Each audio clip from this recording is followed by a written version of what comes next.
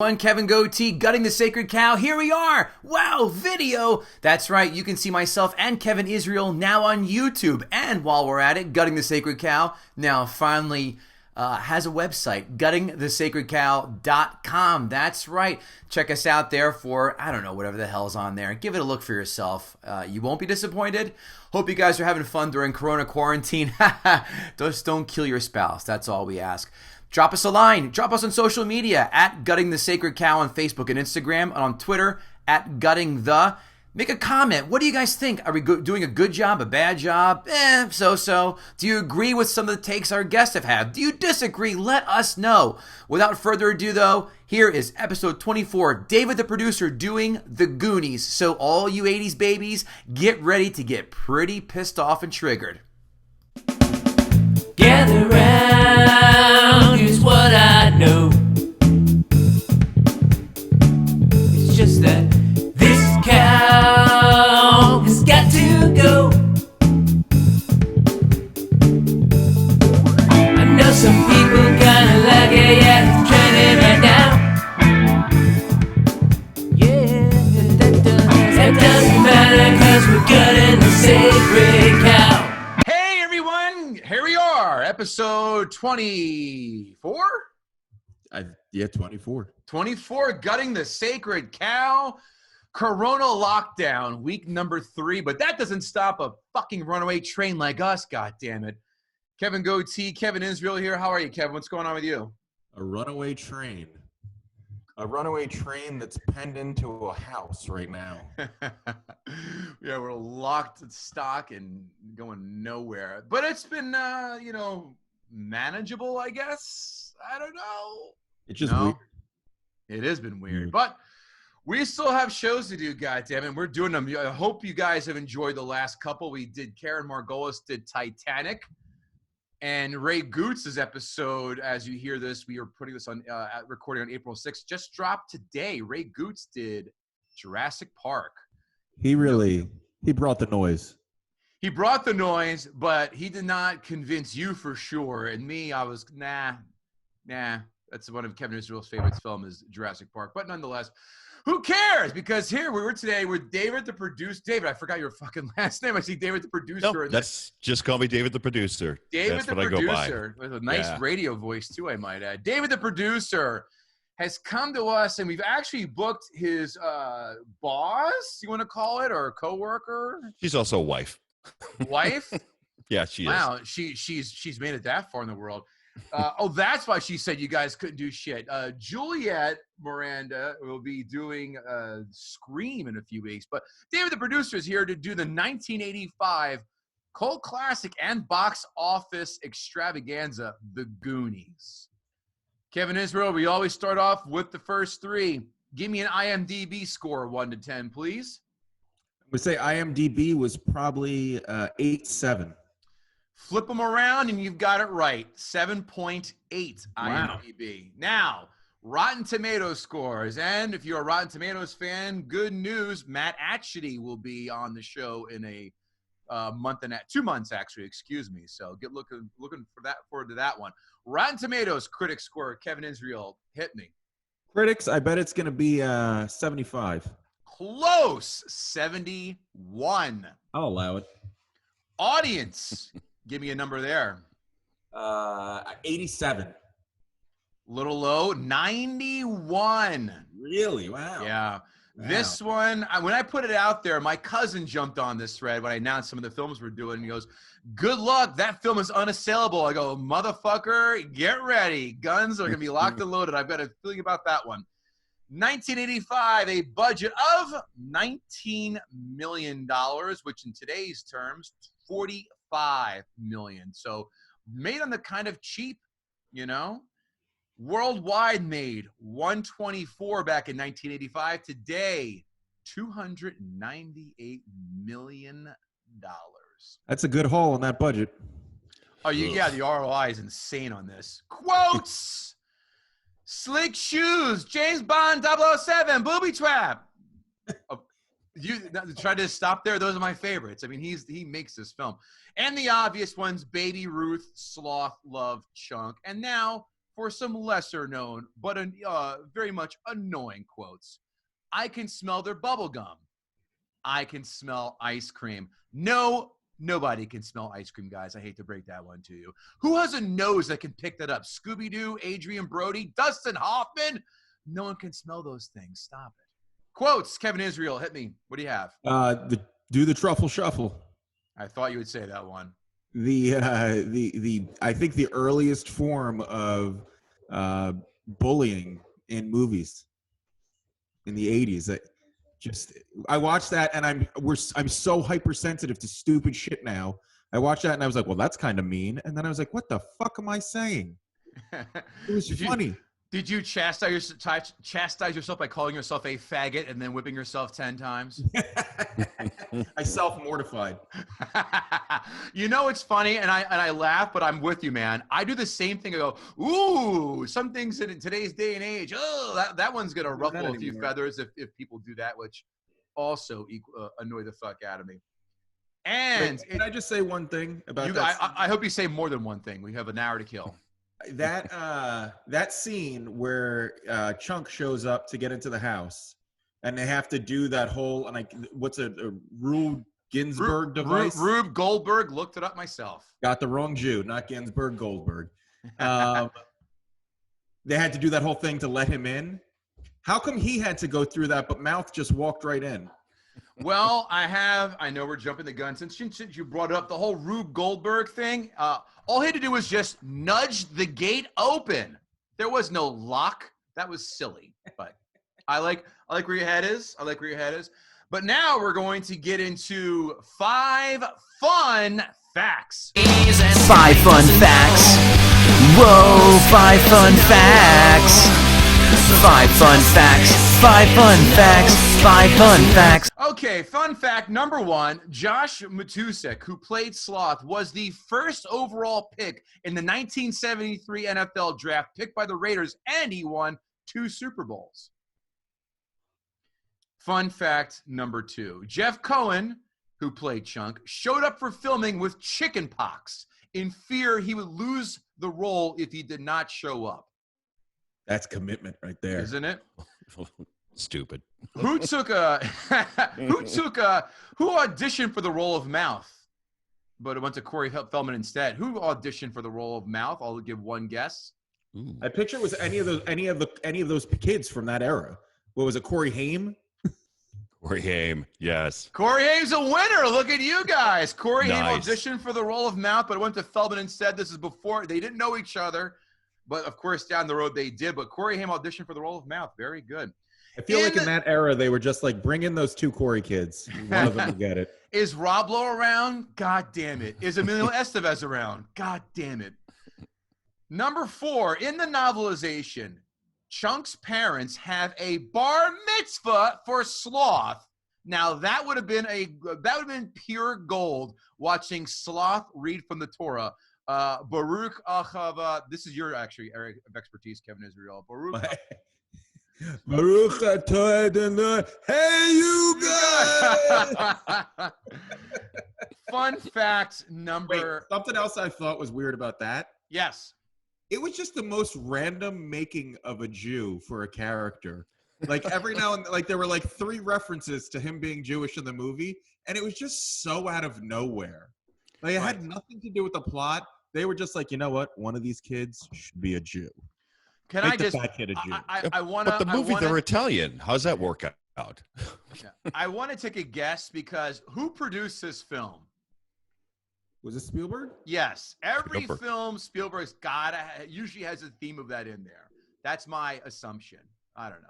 Yeah, it's funny. I never picked up that he was Jewish until this rewatching, and I was like, that's so strange. I mean, not a lot of fat Jews, right? And they were out in like California, right? Oregon. Oregon. Astoria, I just don't see Oregon. there being a lot of fat Jews out there. I don't know. Interesting. Sean Astin was able to keep the Goonies map as a souvenir, but his mom, Patty Duke, threw it away while cleaning the house. Fun fact number 5. I like that a famous house mom threw it away while cleaning the house. I like how Sean Astin's dad was the JV Riddler on the Batman TV show. Yes. And of right. course, Josh Brolin, of course, with his famous dad. Oh, we're going to talk about, beyond Josh Brolin, but yeah, exactly. James Brolin, who married Barbara Streisand and still is married to Barbara Streisand. Does she get your dick hard? Answer is an emphatic no. Unless you have a thing for women who dress up as Orthodox Jews. Maybe Kevin does, but that's not I do. Only Hasidic though. Okay, David, the producer, we love giving our guests the most time to really do it. So now, David, it is now your turn to gut the sacred cow. First of all, I'd like to thank you both for making me rewatch this piece of shit that's 2 hours long. I didn't recall it being 2 hours long. I always thought it was like every other Spielberg movie early on, that it's going to be about 90 minutes, in, out. And when I saw an hour and 54 minutes, I'm like, holy shit, this is not going to be good. And this is exactly what I call this movie ungood, because it is just 2 hours, but 90 minutes of it are those goddamn latchkey kids screaming over each other's dialogue the whole time. You cannot even hear half their dialogue with all the yelling that goes out of this movie. I like how you said, you made us watch that film. Nay, sir, you chose this film. We don't choose shit except the guest. You chose this film. We are merely the recipients of your gifts. Yes, exactly. You made us rewatch that movie. Right. And I love that you made that point, because 30 minutes into the movie, I was like, everybody's doing nothing but screaming. Like, I felt like, because this was Donner, right? Donner was the director? Yes. Richard Donner. I feel like into the third day of filming, he's like, wow, none of these kids can act. Just have them scream. There was no control over that set at all. He just allowed whatever they wanted to do to happen. And that was the result, is 2 hours. And plus, they could have used an editor. 2 hours was way too long. There was more. Yeah. There was like an octopus scene that I guess that they cut out somehow. Did you watch it? I did. It's awful. Oh, it's up. It's on YouTube. Yeah, it's on YouTube. I didn't know it was available. I'll go out and check it out. No, I won't. Speaking of editing, for just a very brief tangent, you know who didn't hire an editor? Cyndi Lauper for the music video for this. 7 minutes and 50 seconds, but with a cavalcade of 1980s WWF superstars. But way too long. The song, Captain Lou, Iron Sheik, Rowdy Roddy Piper, Classy Freddie Blassie, Nikolai Volkov, and that's all, boom, from memory. I mean, that's a great Saturday morning right there. Oh, wasn't it ever? Anyway, David, continue. Let's really get into why you hate this this film. Well, I'll expand on the Cyndi Lauper thing. That the song "Good Enough." No, it's not. It's not even close to good enough, and neither is this shitty movie. I mean, from the beginning to end, it contains every trope you can possibly think of, and then some. I mean, I get it. The fat kid eats a lot. Okay, he gets made fun of. Oh, he's clumsy. Oh, I get it. The Asian kid, he's smart. Oh, and he's good at math. Oh, I get the weakling kid has asthma. It never ends, and it just goes on and on and on. Oh, yeah, and Sloth is the misunderstood mongoloid. It's like, what are they doing with these? They're all one-note characters. You cannot progress this. And you know what? I shame on Chris Columbus for writing this lazy piece of shit. Wait a minute. Chris Columbus is quite guilty of other pieces of shit. See Home Alone Part 2. Ooh, yeah. I rewatched that not even a couple weeks ago. It is a flaming fetus. Why did you rewatch that? Because I bought it, because I got it, I went to Home Alone because you had it. It's like $7 for 2 films. I'm like, I want Home Alone. Showed my daughter. And I said, fuck it. I saw Home Alone not long ago with my nephews and shit. I go, let me rewatch 2. Again, part of the package. It's bad. Oh, really bad. But I put it on Facebook. I rewatch. I go, by the way, one of the worst sequels of all time. People were defending that film. I go, how the fuck can you defend it? This is an insanely watered down, recycled version of the first one, which was funny and amusing, the first one, but this second one had zero charisma whatsoever. And the homeless lady in fucking Central Park, cut the bullshit. That was a complete waste. Like, at least the first one, here's my biggest problem.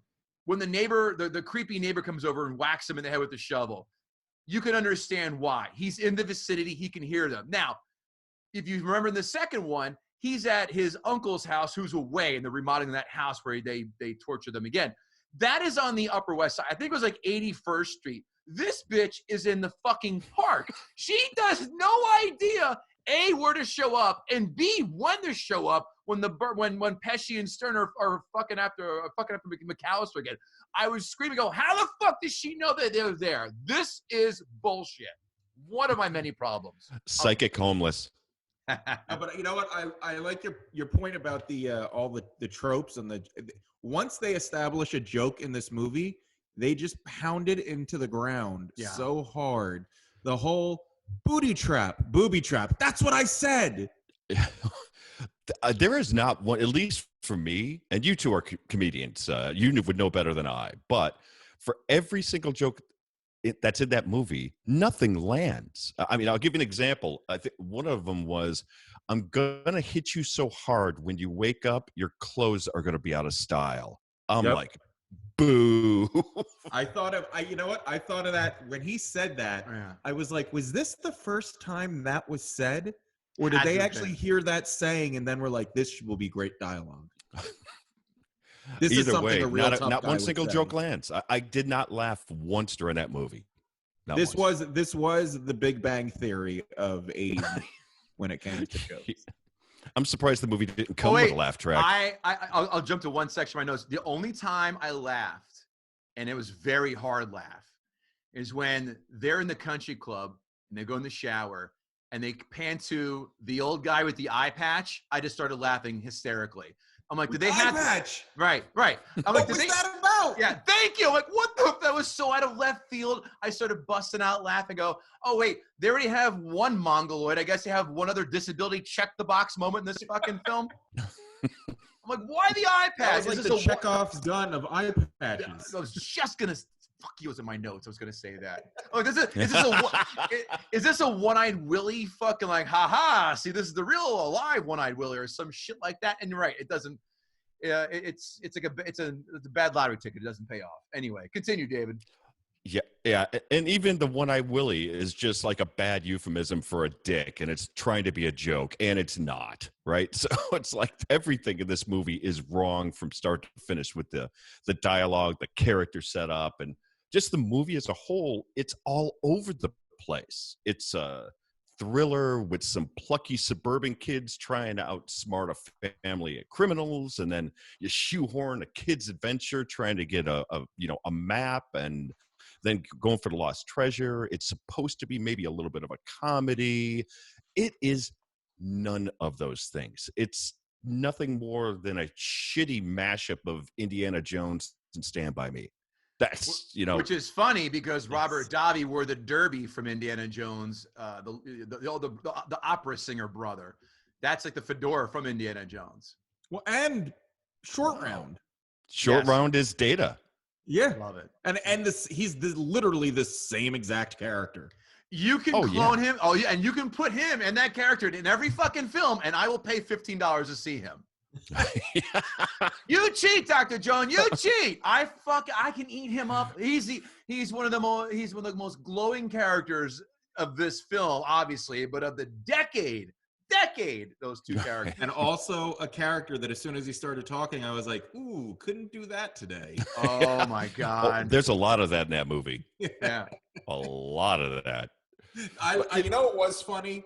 The scene that I actually thought was funny was when Mouth says that he can speak Spanish and he follows the maid around and he just starts telling her about all the drugs and the sex toys in the house. That was funny. That opened up because I haven't. To be honest, I don't think I ever watched this movie all the way through until now. And glad you got through it. And I was like, and I remembered nostalgically that it was, a very popular movie that everybody said was funny. So when that scene happened, I was like, oh, this is going to be enjoyable. And then I think that was the last time I laughed. And that was the last fucking gas station for a 95-mile drive, wasn't it? David, how old were you when you first saw this film?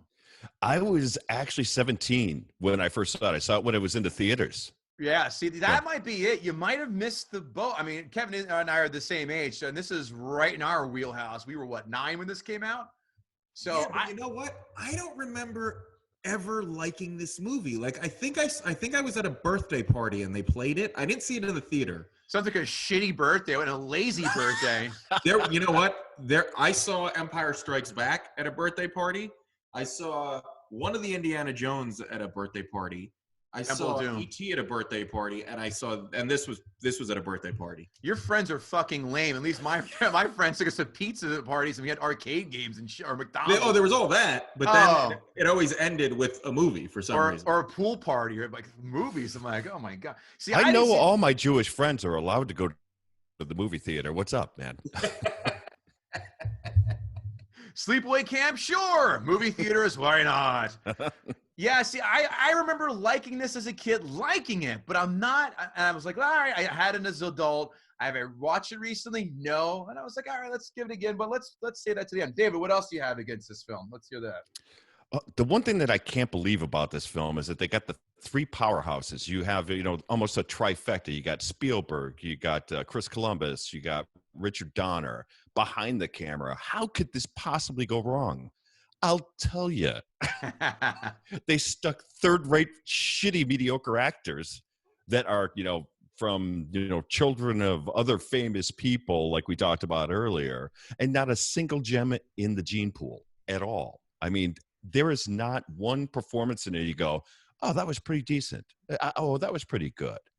And let's face it, everything Corey Feldman touches turns to stupid immediately. The Lost Boys, The Burbs he was in, and of course, Stand By Me. You know what I watched? Because again, with quarantine and Amazon Prime is amazing at sniffing out 80s and 90s films that Kevin has not seen that maybe it's time to see. You know what I tried sitting through the other day, and I shut it off about halfway through? Dream a Little Dream. What an egregious piece of shit that was. Oh, my. I never saw it. I remember it was in the theater, and I went to go see Look Who's Talking. I saw, they go, oh, this, and I saw the poster. I go, all right, I'll go see this instead. And we instead of seeing Dream a Little, but I'd always stuck. I said, maybe I should watch it. 45 minutes in, and again, I was doing shit in the background. If I was really focusing, it would probably be more like 20 or 30. It fucking sucked. Hey, and I love coming of age movies. I think a lot of them are really good. I mean, a lot of the stuff that was done in the 80s, oh God, I'm trying to think. Pretty in Pink guy, John Hughes. Excellent. Excellent, coming of age movies. But John and then Hughes, he made movies that were about the cast and the characters. Yes. It really delved into those characters. This felt more like a Saturday morning cartoon that like all the jokes, all the pranks, all the gags felt like something you would see on a Warner Brothers cartoon. And they were like, all right, let's make this into a live action. And none of it landed correctly. Perfect example is when they hand Chunk the statue. And of course he drops it because he's clumsy. And what was the thing that fell off? The dick. Right? It was a dick joke. When you're 10 years old, you're making dick jokes. Let's not take that high road. But you know what? I don't think they. I don't mind a good dick joke. But they would never even say that it was his dick that fell off. No. They held it and they were like, this was my mom's favorite part. And then they were like trying to put it back on. If you had a bunch of kids who were between the ages, I assume those kids were between like 10 and 15, I guess, if you went through the whole gamut. Somebody would have been like, you knocked his dick off. Somebody would have said something, but the whole time nobody would address and I don't know if that was a ratings issue or what. Oh, no. They said shit plenty. This was PG. So, and I believe, Indiana Jones and the Temple of Doom was the first PG-13 film. Yeah. I think that was 84. I'm pretty damn sure of that. So, and actually, when we get to the Amazon reviews, a lot of people have problems with calling this a kid's film because they think this is too much cursing. And I call these people prudes, but I digress. Yeah. It was a different time back then. Yeah. I mean, they were not as, liberal as they are today, with language at least. Gross. Continue, sir. What else do you have on your bullet points of hits? Oh, I think it's time to move on to plot holes. Okay. Lots and lots and lots of plot holes. But two that stand out for me the most are that one, the wishing well scene, right? They got the boyfriend at the top there. He's at the top of the wishing well. He got his girlfriend or his wannabe girlfriend down in the actual tunnels. But when they look down, you think to yourself, okay, well, someone had to dig that well. And someone had to dig that well that would have ultimately found the tunnels. How come no one knows about these freaking tunnels? That makes no sense to me at all. It's a great point that you make, and the extent of that whole tunnel network and those caverns under the town would have collapsed. There Right. were and even better than the tunnels, all the pipes ran through that. All the pipe work that they were pulling in and out of the country club and the toilets and everything. Right. That would have, when they were putting those pipes down, they would have discovered, there were a million times that they would have discovered this one-eyed Willie must have been the greatest architect in the world to build these catacombs that kept aloft this town while remaining completely unfound. And why would they must have done plumbers in Oregon, is my guess to that one. But why would they spend all of these, which it was decades, creating these catacombs of all of these tunnels, when all they needed to do was just get that ship outside and blow up that little thing, which they already did with the booby trap, right? So it's like, I was going to say, back with the wishing well. Those are all excellent points, especially the not the landscape, but the layout of plumbing. My biggest problem with that scene is this: 3 high school dudes hanging outside of a well with no beers. They're hanging out outside of a fucking well. But does this happen? Like, dudes just hang outside of wells before they give each other rusty trombones while singing show tunes at the same time? That doesn't happen. Fuck out of here. And then not even close. And then mouth crying about his wishes. Is that an attempt of pathos in a Spielberg film? Oh, so also cute. And the kids who were supposed to be the bullies. First of all, they were the most stereotypical bullies in the world. Yeah. The one kid's wearing the varsity jacket. The other kid was dressed very preppy. They were clearly made out to be the bullies. But that kid in the varsity jacket who was driving the Mustang, he was a murderer. Yeah. That scene where Josh Brolin is on the tricycle. Bike? Yeah. That wasn't a funny prank. That was going to be murder. That was attempted murder. But at the same time, I'm screaming at the TV when they're holding onto his hand. They let him go. Josh Brolin has at least 2 Mississippi to fucking stop that bike or take a hard right turn before he goes over that cliff and go, nope, doesn't happen in real life. Plot hole. Huge plot hole. And, talking about the cave and the ship, the other second big one is that, okay, so the mom, Mom Fratelli, she trips off that big booby trap, right? But the booby trap has 2 different elements to it. One, it caves in where they're trying to get out to exit, right? Mm-hmm. Which is okay, fine. Then the second one is to create a massive hole so the ship could get out. So it's like, well, you got a hole to get out of. Well, who cares? It made no sense at all. How about when they had those rocks hanging from the top?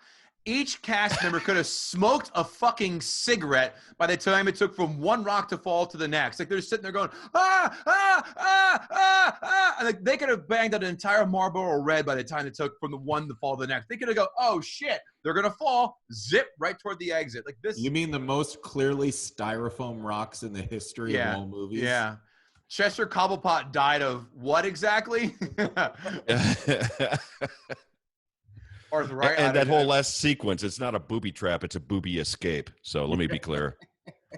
Dumb. Well, you know what? I think that besides that, I think the other thing, and it's another, wouldn't call it, I think it's just bad writing more than it is a plot hole. But when the Fratelli brother was in prison and he pretended to hang himself, and all of a sudden it went from him hitting the guard to him walking outside, mysteriously somehow getting through the rest of that police station with the clothes that he had on before, his own clothes.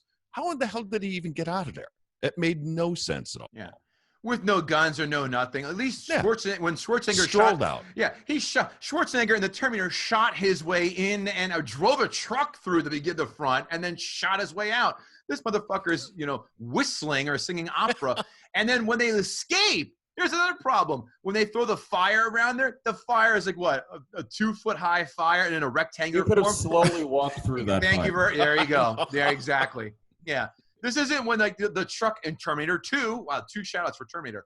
Terminator 2, the truck blows up and the T-1000 walks out of that flame. You're like, holy shit, man, that dude's badass. It's like, oh, look, let me just step 1 foot over the other, maybe a little farther my natural gait of walk. I was like, Yep. Yeah, and I think my final plot hole in this movie is that Sloth, he has no purpose in the movie. Zero. He doesn't progress anything forward. He just becomes a pal of Chunk. There is no reason for him to be in that His movie. ears at all. moved. That was why they needed him. How wired and fake did that look? Because I noticed it the first time, and I was watching for it every time you saw a close up of him. It's like they both in unison go like at the same time. I go, Stan Winston should have been hired for this makeup job, kids. And that was the weirdest. That was the weirdest deformity to pick, because what occurrence that happens to you physically gives you the ability to control your ears? He actually had like extra ability. Not less. They should write a film with him and I Dream of Jeannie, where she used to wiggle her ears and the wish would make it happen when she wiggled her ears. He looked like a cross between the guy from Hills Have Eyes and what's the other movie? Oh God, it's right at the tip of my tongue. Toxic Avenger. Toxic Avenger. Yes, good call. Yeah, it was like a combination of those, but he had no place in that movie. And they did nothing to explain why he was like that. Not at all. Just Like, that she he had was stuck. She had 2 normal kids, and then this thing, and they at no point were like, they make the one joke towards the end where she's singing him "Rockabye Baby," and he freaks out about dropping. And I was watching that going, are you trying to tell me all of that happened to him because he was dropped once? Yeah. Because that was a great lesson to parents watching, not to drop your kids. I dropped my daughter and nothing happened. They're going to end up being an ear-wiggling mutant. That's the worst X-Men fucking spinoff you can ever hope for.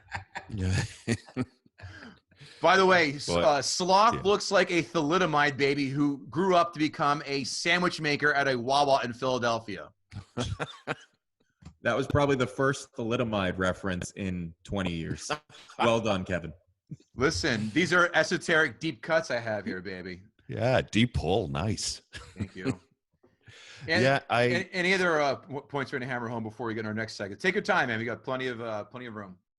You know what? I just have one last point to this, and I wanted to make sure that I'm just not nuts, and I just think that this movie really just sucks at every level.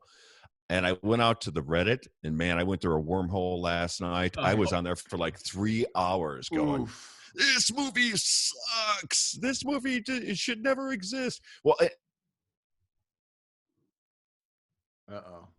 thought about this is they're trying to make a Goonies too. For the last 10 years, no one will greenlight this piece of shit. Nobody. Well, here's the thing. I read this too. Richard Donner, that he wants to be part of it. He's 85. Wouldn't you think they want to move on that a little faster? Kind of like Harrison Ford. Let's delay Indiana Jones again. Guys, just because Indiana Jones drank from the Grail in the Last Crusade doesn't mean Harrison Ford is afforded that same privilege, all right? He's going to die. Clear. He chose, but whatever. All right. Anything else, David? You know what? Is there any chance, do any of you think that if they made a sequel to this, that in the furthest reaches of your imagination, that it would be actually better than this movie? It can't get any worse. You know what? You say that, but guess what? Transformers 2 was worse than Transformers 3, which was worse than Transformers 4, which was worse than Transformers 5. So can Oh. get worse. And I love Transformers 1. It's just the sequels suck. But I tell you what, it's going to make $1 gajillion when it does come out, because every fucking asshole like our age is going, let's go take the kids to go see this, which is what happened when we grew up. It's going to make a ton of bank. Well, one character that was in the movie said he will not have anything to do with the second one if they ever do make it, and that's the kid who Jeff played Cohen. Chunk. Yeah, he's a lawyer. Yep. He's an Jeff entertainment Cohen. lawyer now. Yeah. Yeah. Well, He wants no part of it. He's not a fat slob anymore. It kind of, aces him out of casting too. He's a normal looking dude. So That's true. I mean, and you can, I mean, listen, I guess he is part of the, I guess he would be because he adopted Sloth, I mean, well, I'm sure if they go, hey, you know what? Here's 10 million. Hell, here's 5 million. Like, all right, fine. Fuck law for, 2 months while I shoot this. Yeah, he's not making that kind of money. Yeah, exactly. And All you know right. who's pushing this movie the most? That would be Corey Feldman, because he's got literally nothing else to do. Besides tell stories about him being raped. Or Yeah. or Carrie Green, or Martha Plimpton. Yeah. True. Or Ki-Hu Kwan, who played the aforementioned Data. I haven't seen him in shit, and I wish I did, because he's a joy and delight. Next up, 5-star critic reviews. Enter segment song. The action at the center of Chris Columbus's script occasionally falters, disagree, and generally feels manufactured, but the kids go about their chores as if convinced that all their make-believe is true. With a story by Steven Spielberg, it's like being able to share the fun of Indiana Jones with your kids without all the monkey brains and eyeball soup. Does someone want to insert a flaming heart joke right about now, or no? Yeah. How about is it a real critic or a blogger critic? No, these are legit critics, but yeah. The blogger critics are in the Amazon 5-star reviews, which will be in 2 sections. Last one, Lord. which one I kind of like this one. It says, true to the camaraderie of boys who have been left alone to roam on their bikes. I agree with that. Those days are long gone, as sad as that is. All right, now critics 1-star reviews. For some, The Goonies is a classic, but for others, the film is simply a mediocre kid's play. It is a charmless exercise. Director Richard Donner turns the kids into shrieking ferrets, and his jumpy cutting seems to lag behind the action deliberately in a curious attempt to make the film seem more chaotic and cluttered. All parceled up in one of these gooey, money doesn't buy happiness endings, so beloved by multi-millionaire producers. Sorry, go ahead, Kevin. No, I was just going to say that I would love to watch Escape from LA with that guy.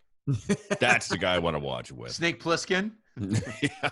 Fuck First yeah. one, great. Second one, not so much. No. No. Last one. Jack's charm, wit, or warmth yet appears to remain a hit with the children. Who's Jack? Oh, Lax. I'm sorry, Lax. It's a dot. Lax. I'm like, who the fuck is Jack? Lax charm, wit, or warmth yet appears to remain a hit with children because of its frenetic pace, slapstick gags, goofy characters, and slightly naughty language. Naughty. Naughty. My. So naughty that Data spells out shit. S-H-I-T. Do you know why he spells out shit? Because of his mother. Exactly. He promised his mother he would not swear on set. I swear, I not curse word. Okay. This is how all people from Vietnam talk. he's Chinese, you racist shit. Yeah. Oh, he's Vietnamese. Oh, really? I thought Yeah. it was Chinese. Oh. You just got to be loud and have one tone. You got it. Nailed it. Amazon 5-star reviews. These are people writing in their own 2 cents. I am a child of the 80s, and this is by far my all-time favorite film. I can't explain it, but no other movie gives me the kind of feelings that this film does. No matter how old you are, watching The Goonies brings you back to that childhood moment where anything was possible. To me, this is more than a movie, and almost as an escape from reality to adult responsibility. And I cherish for the close to the hours that this gives me. I also have my kids loving the movie, so it will continue for another generation. Yay. Wow. That guy probably wears jorts. Written by Jeff Cohen, who played Chunk. Yeah. I believe that this film should be required viewing for everyone and could easily solve most of the major issues plaguing our society. We are all Goonies. We just need to let that side out more often. It could cure coronavirus. Yeah. Forget about global warming, people. You got to go see this movie. Can you imagine Trump like, here we go, we've got mouth here. He's going to cure us for the CDC, and he's going to have it. He's got the virus in his mouth. It's going to be what's going to be fantastic. Mouth is now our ambassador to Mexico and Spain. He's fluid. If you grew up in the 80s and didn't see the Goonies, I suspect there are holes in your childhood. That I agree with. Instantly accessible to parent and child alike, Spielberg manages to take a silly story about a treasure hunt and turn it into an exciting, scary, romantic comedy about a group of outcasts coming together for a common cause. I love when the cliffhanger mentions MTV. For those of you too young to remember, the M means music before it became moronic reality shows. I love the ad-libbing. This guy, he was writing this on his Bible. Yeah. This guy's he's got way too much invested in this movie. Get ready for two more slobber knockers. Corey Feldman as well. He's Corey Feldman, and he's extremely annoying in the DVD commentary, parentheses, so much that his constant interrupting sends Sean Astin to leave and not come back. Oh my God, I got to get a hold of that DVD I had no idea this was a thing, that it actually exists. And my favorite one. This was one of my most favorite movies growing up. I still remember how upset I was when I discovered that my sister had taped over the copy of the movie I had recorded when it was on TV. If that's not a shout out to all of us old guys, I don't know what is, right? And while growing up, we didn't have the kind of money to go out and buy a copy of it on VHS. But now I'm all grown up and I can buy it for myself on Blu-ray, no less. I love the steps in life that this guy has taken. I couldn't afford, but my parents couldn't afford a VHS tape, but now I'm making my own money and I can afford a Blu-ray DVD, which also costs the same amount as a VHS tape did back in 1986. All right. Now it's time for Kevin and my favorite times, and that is the Amazon 1-star reviews, the open mic section. Here we go. Best of the best, sir. Found out that the Goonies was silly, loud, childish, and didn't even finish watching it. Had to turn it off. It was so annoying. Yes, I have a great sense of humor, said by no one who has a sense of humor, by the way. But this one was not for me. Sorry. Not the best kid film I've seen by far. Not certainly one of my cult classics. Never been a big fan of Spielberg anyway. Some funny moments, like when Feldman speaks Spanish to the Latina and scares her. But after the scenes at the house, it just gets stupider and stupider. Sorry I watched. I had somehow never watched this movie growing up, so my wife made me watch it. I have no idea why this is such a classic. It was horrible, had a weak story, and the acting was largely mediocre. Maybe if I watched it as a younger teenager, and when it first came out, I would have developed some sort of nostalgic attachment. But if you've never seen it and don't connect with its memory in days of old, I recommend just saving yourself a couple of hours and do something with the time. This one is all in caps, so this is why I'm going to yell. I was so disappointed when I watched this movie. Every other word was shit bleeped out, which was just unnecessary. In the beginning, there was a part that was pretty filthy, but once you got past that, it was not too bad. Wow, that was... Please tell me you were yelling that one because it was all in caps. Oh my, yeah, no, that's what I said. These are all in caps. That review took an unexpected turn. What a worthless movie. It'll take some serious willpower to not throw it right in the trash when my husband's not looking. Along with his porn. Yeah. And his dignity. Completely inappropriate for today's elementary school kids. Oh, really? The same kids who are watching porn on their phones and playing Call of Duty? Really? Fucking people are going to get all high and mighty about a PG-rated film in today's day and age? Fuck you. In the first 20 minutes, there is constant meanness between adults and kids and adults, etc. I say the first 20 minutes because that's as long as my family and I watched. My 8-year-old son is worried he'd have nightmares afterwards. And I think that this guy's dad's is where he's going to have nightmares that his 8-year-old son is going to grow up to be a raging pussy. How about that? It's me. The kid should be worried he's going to be dropped on his head and become one of those fluminabite babies. Last one. This was a low-budget, poorly made film. Supposed to be for kids, but movie starts out with a male statue with too much focus on the statue's penis. Gratuity. No reason for this kind of stuff to be in a kids' movie. Also, the pirate named One-Eyed Willie. Wow. As if we didn't know what that joke was about. They could have left out the penis stuff and references to drugs. Of course, that's Hollywood for you. Hollywood? They obviously haven't seen, Midnight Cowboy. Wait till they see Monster Squad again, when they call him faggot in the first 35 seconds and shoot the monsters full of piss in a squirt gun. Wolfman's got nards. Nards? Kick him in the nards. Kevin Israel, I would love to hear your notes. So I did cover some of them while David was talking. He hit a lot of my points. Like I said, this movie never stuck out to me as a kid. It was never up there with Star Wars and Indiana Jones and all the 80s Superman, all the 80s classics that really stuck out. And I was never sure why. People would talk about it and it would come up, mentions of the Truffle Shuffle, and I never even fully understood what that was, because I don't think I ever saw the movie fully through. Mm-hmm. And now I know why. I watched the whole thing, and it's a terrible movie. It's just bad. Wow. It's not funny. It's not funny even in a nostalgic way for me. There were maybe a couple of times where I breathed heavy. It was like the heavy breathe laugh, but so you're doing heavy breathing while watching this film, you fucking pedophile. Bad boy. There were some things that stuck out to me. Number one, there was the reference to Superman and to Gremlins. Yep. I just completely cross promoting, which I respect and appreciate. One of my biggest problems came at the end of the movie. So they didn't get the treasure because they got off the boat and the Fratellis got to keep the treasure. But then the booby trap went off, so the ship was lost. And they were like, oh, we don't have the treasure. But luckily, there's a couple of very fake jewel-looking rocks in the kid's marble bag, which that had to be, if those were real jewels, that had to be a few $1 million worth of jewels. Right. But then the ship floats out of the cave. Just go get the ship. Yeah. It's floating away. It's not like we don't have boats. We have better ships now.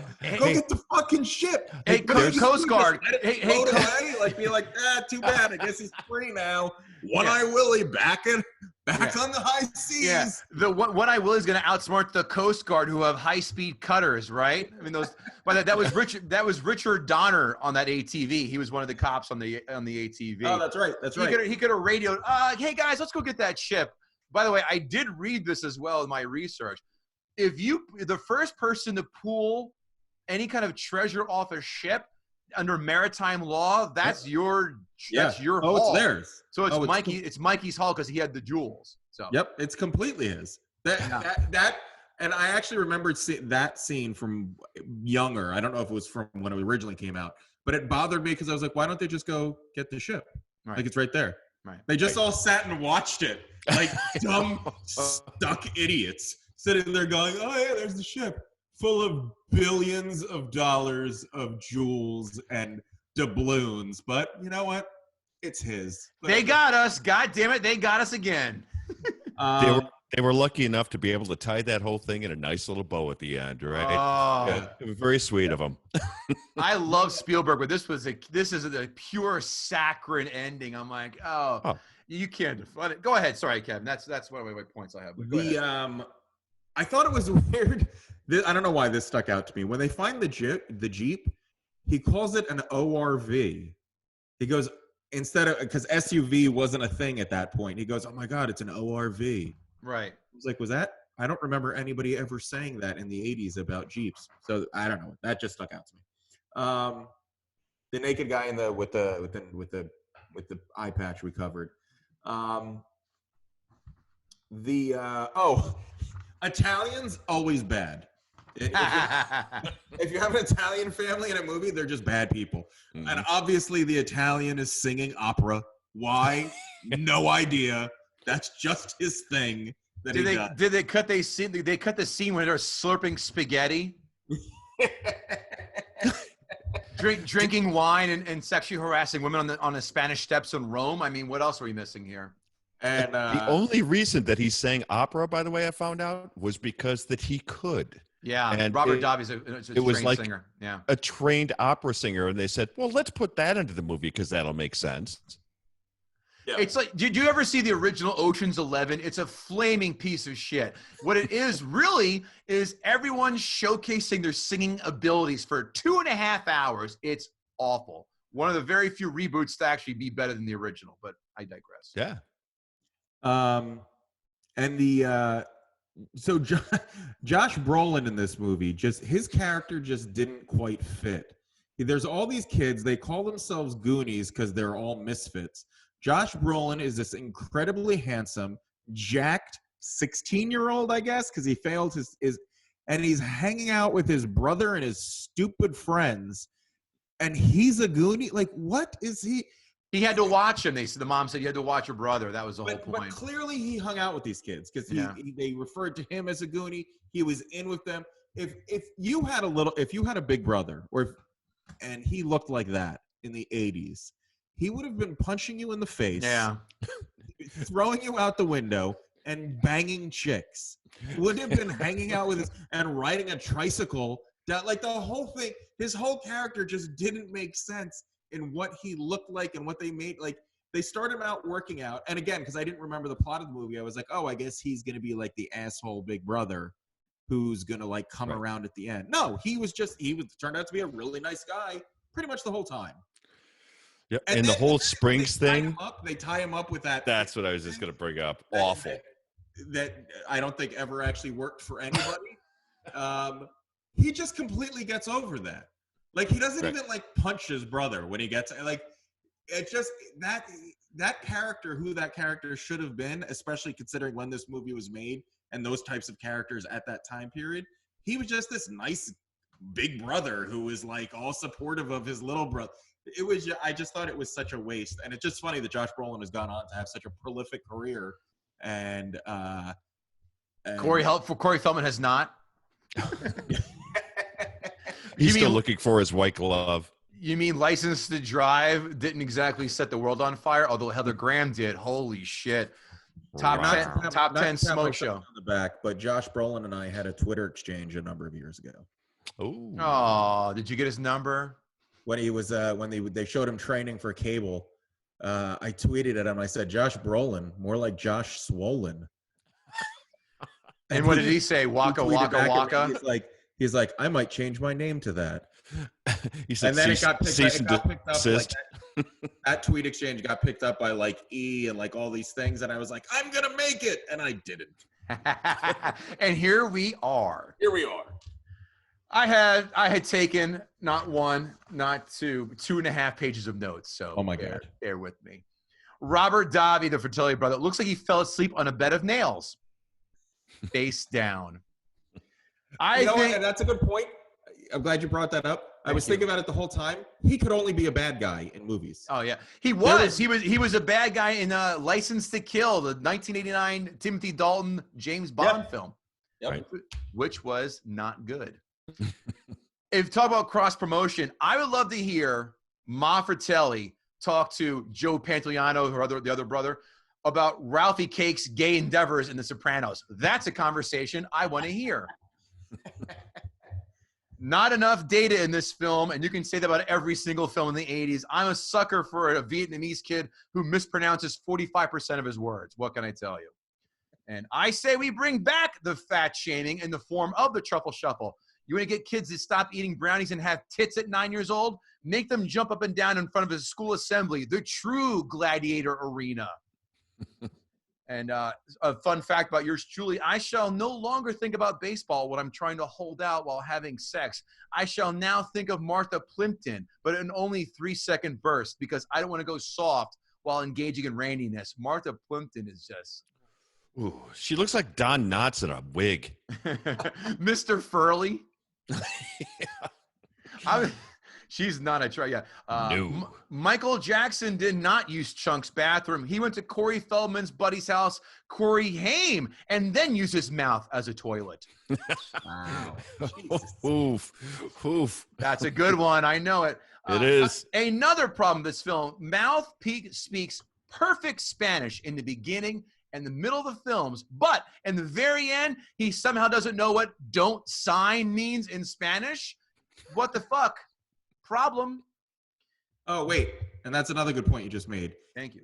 He translates Spanish perfectly, and he reads that the map, and the map is written in a poem, and when it translates to English, it rhymed. That drove me bananas. Didn't pick that up, but I like the cut of your jib. The Walsh family is moving tomorrow, but not one fucking box in sight. As someone who just moved, Kevin Israel, I think that hits home for you.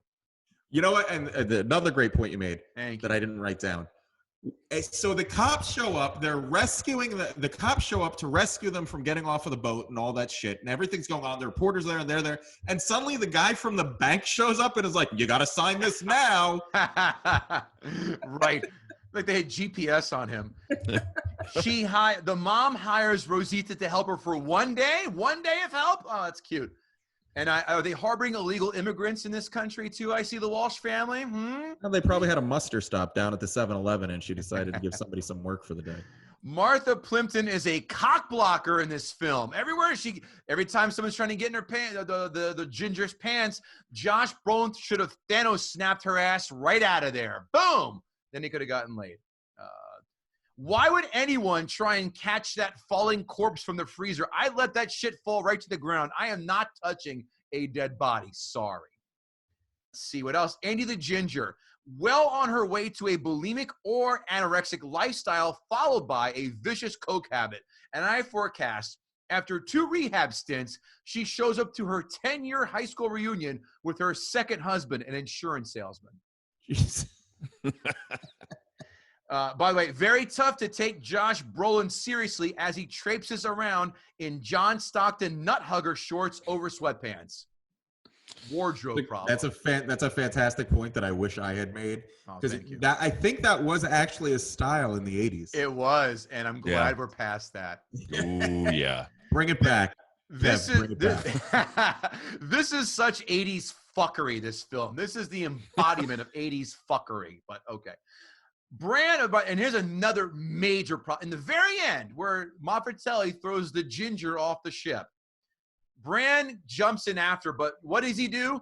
He runs past Monfratelli, who's standing on the plank. He could have taken half a second and pushed that fat cunt right in the water and then jumped in to save Firecrotch. But no, he lets her. There's no bad guy, like fighting bad guys off. Where I had a huge problem with that. And they didn't even have a gun at that point, I don't think. No, they're all lost just the gun. They're threatening people with stern body language and verbal language. That whole end fight scene was so ridiculous. Yeah. And so there were more of the kids outnumbered the bad guys.